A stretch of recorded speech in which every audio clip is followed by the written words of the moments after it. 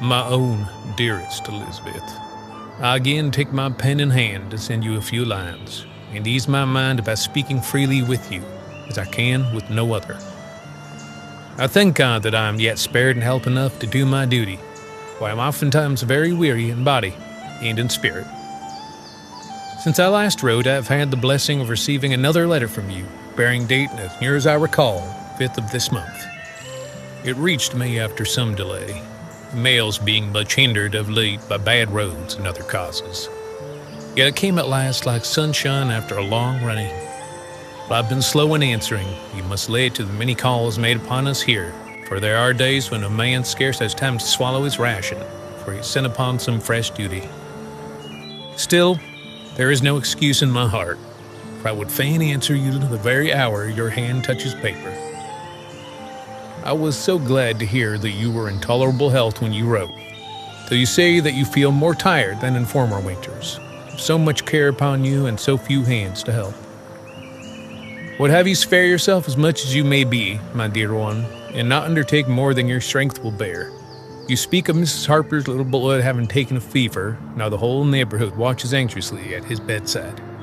Trust by the time this reaches you, he will be on the mend.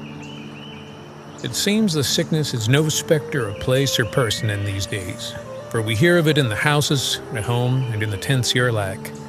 Your account of the singing of church brought tears to my eyes, especially when you mentioned that they gave out the hymn, "Come thou fount of every blessing," and that you could scarce keep your voice when they came to the words, "Prone to wander, Lord, I feel it." Could almost hear the old tune in my mind, and I thank God that though I am far from that little meeting house, yet the same praises rise to him out of this rough camp. You tell me in your last that what I have written of our condition has lain heavy upon your mind, so you have passed more than one restless night thinking of the dangers that surround us. I am grieved, my dearest, that anything from my pen should have robbed you of sleep, yet I cannot wholly repent that I spoke plainly. I'd rather you should know exactly what befalls us, than that your imagination should paint for you some greater horror than the truth.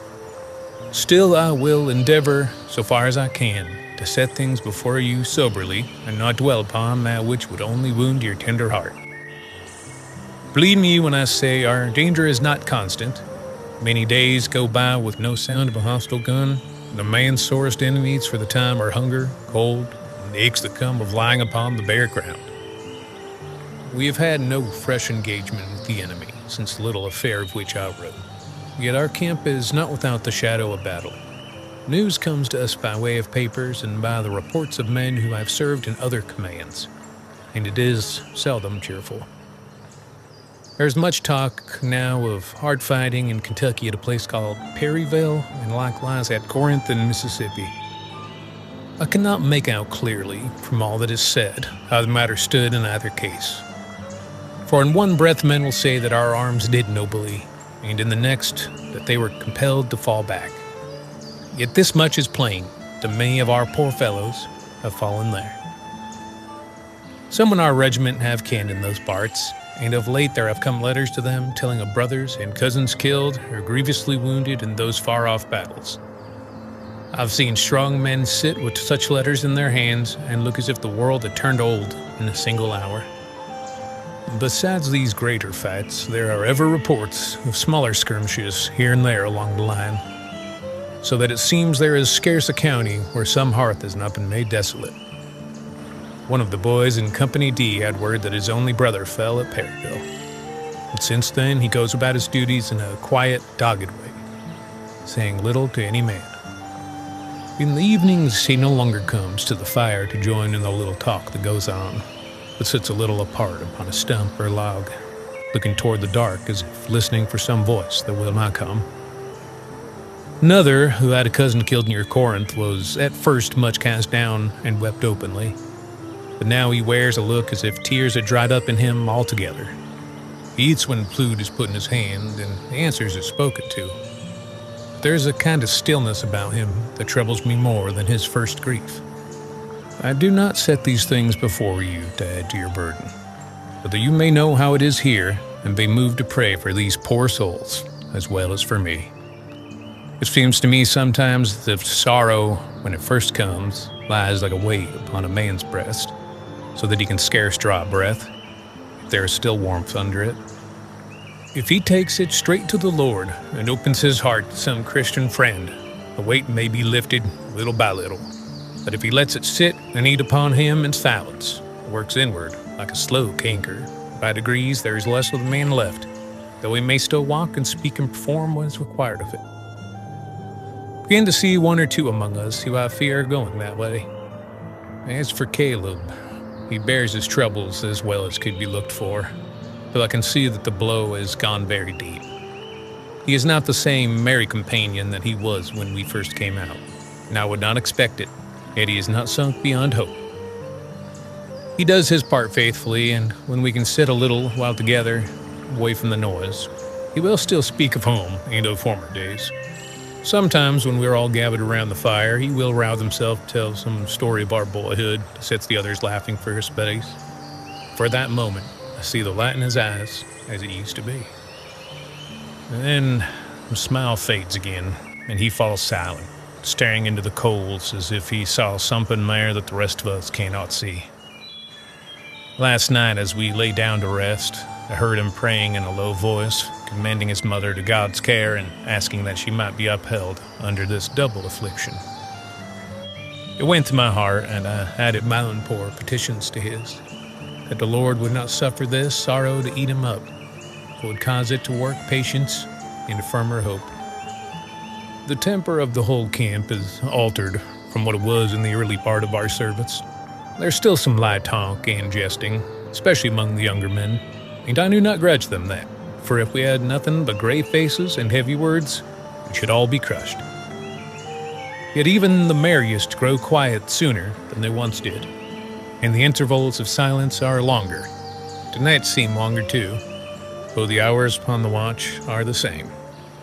When the fires burn low and the men have rolled themselves in their blankets, there are minutes when it feels as if the darkness had drawn nearer to the very edge of the light. I cannot say why, for there is no sound but the usual noises of the camp. Creak of a wagon, horse stamping in the line, an owl calling from the woods. Yet there are times when, without knowing how, I find myself listening with a kind of inward straining, as if expecting to hear some other sound, and am half ashamed of it afterward. The Indian companies are still encamped at no great distance from us. I see more of them now in the dusk than I did at first. Often when I go out upon picket or am sent with detail toward the timber, I'll catch sight of 2 or 3 of them standing together near the edge of the trees, very still, their blankets drawn close about their shoulders. They look out into the woods and speak to one another in low tones, not carry to where I am. Once, passing nearer than I had before, I heard them talking very swiftly in their own tongue, and there was a word that came several times upon their lips that I could not catch rightly. When they perceived that I was within hearing, they ceased at once, and one of them gave me a grave nod.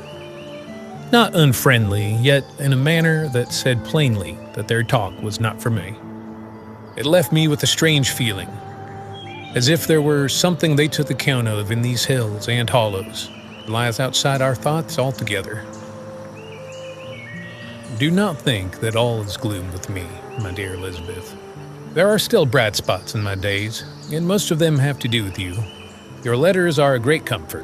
When I read of your going about the little duties of the house, of your mother's sayings, of the hens in the garden and the sound of the rain upon the roof, as if a window were opened in this rough life, and I could look out and see home again.